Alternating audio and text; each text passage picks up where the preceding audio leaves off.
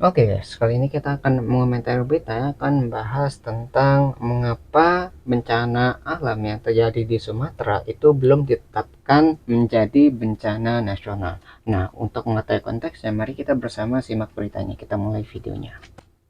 Bencana meliputi 3 provinsi. Korban meninggal terus bertambah. Daerah juga Sangat menyatakan luas tidak sanggup sekali ini bencananya. menangani bencana.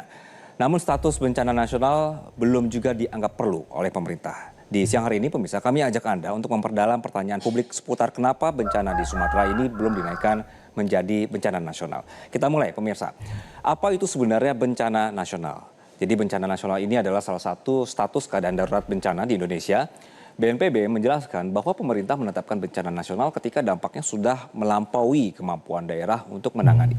Pemerintah Ya, mengambil memang keputusan kewalahan berdasarkan ya dari rekomendasi dari pemerintah Lembaga daerahnya. Penanggulangan Bencana (BPBD) di daerah, kemudian BNPB di tingkat pusat. Pemerintah bisa menetapkan status darurat sejak fase misalnya adalah status keadaan darurat bencananya sudah atau suatu keadaan darurat bencana yang ditetapkan oleh pemerintah dalam jangka waktu tertentu atau juga fase di mana daerah ini kemudian menganggap perlu bantuan dari provinsi dan juga pusat. Dengan status bencana nasional, pemerintah ini menggerakkan sumber daya nasional untuk penyelamatan, kemudian juga evakuasi dan pemulihan wilayah terdampak.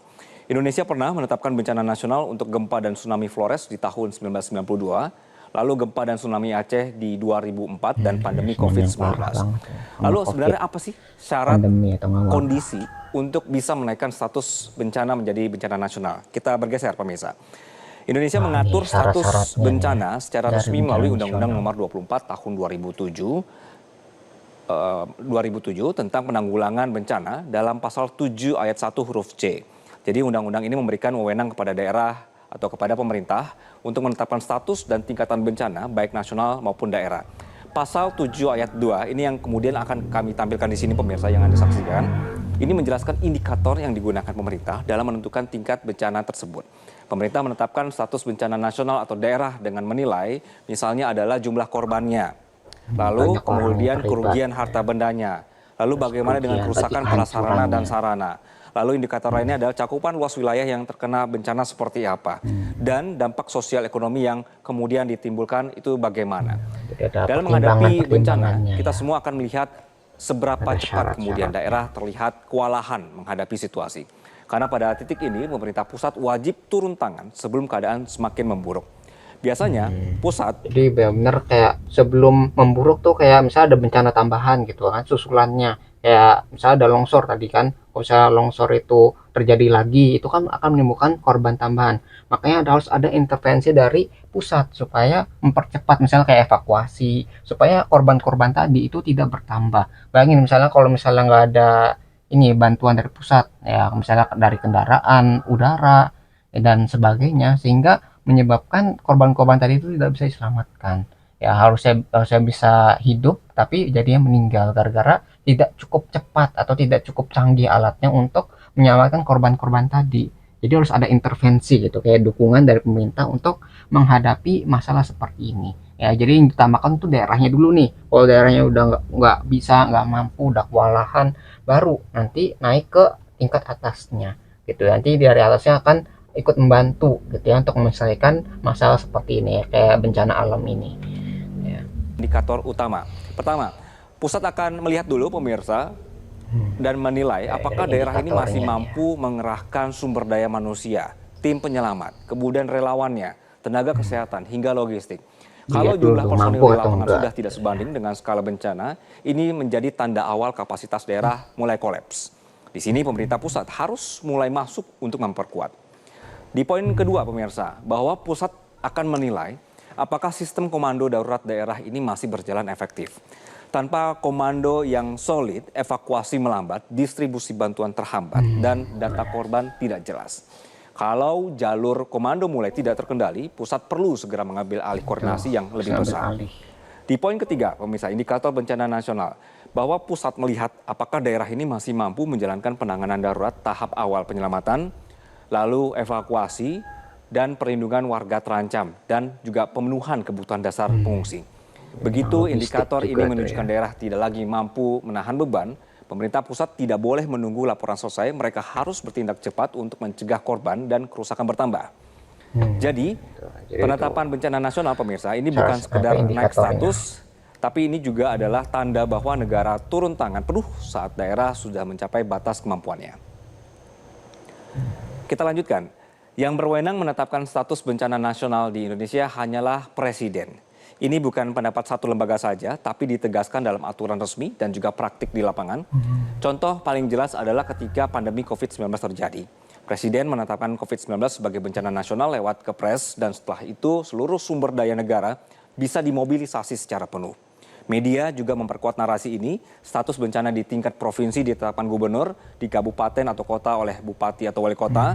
Tapi kalau sudah menyangkut skala nasional, presidenlah yang kemudian memutuskan. Ya, jadi tergantung cakupan ataupun tanggung jawab dari pemerintahnya. Kalau misalnya lihat dari itu kan, kalau misalnya dari kabupaten atau kota itu bupatinya atau wali kotanya. Sedangkan kalau udah tingkat provinsi itu gubernurnya. Maka kalau misalnya untuk bencana nasional berarti nasional satu negara nih.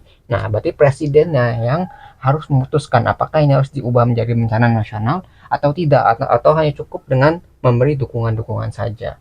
Ya, jadi kita harus lihat tuh tanggung jawabnya sebagai seorang pemimpin di mana nih, apakah setingkat di kotanya, di provinsinya, atau udah tingkat negara atau nasional ya.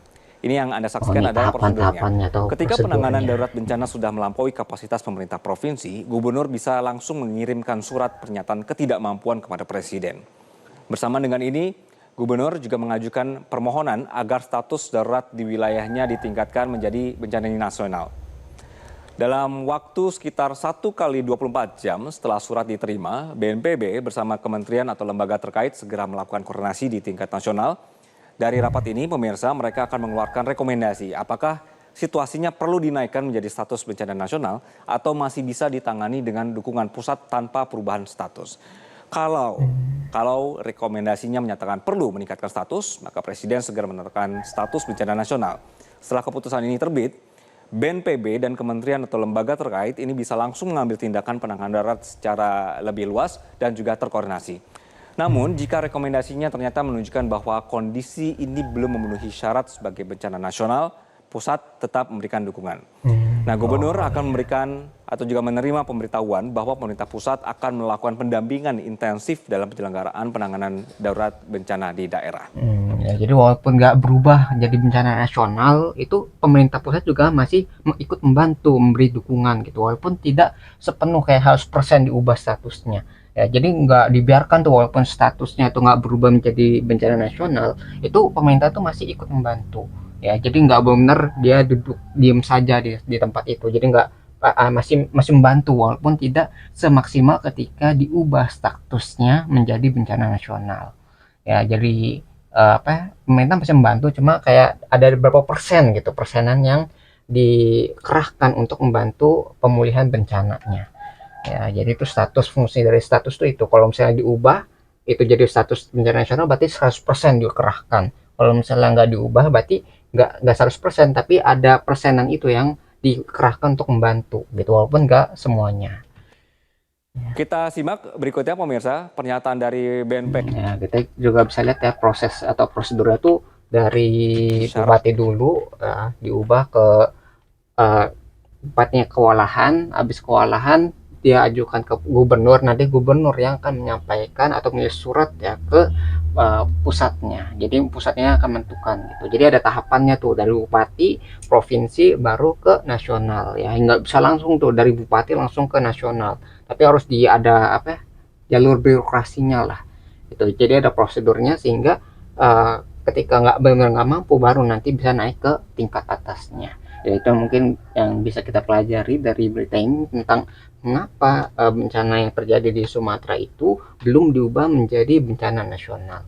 Nah, kalau kalian tertarik dengan sumber beritanya, link sudah saya cantumkan di deskripsi video. Nah, mungkin sekian yang bisa saya sampaikan. Semoga video bisa bermanfaat. Kurang lebihnya mohon maaf. Kita ketemu lagi di pembahasan selanjutnya. Insya Allah.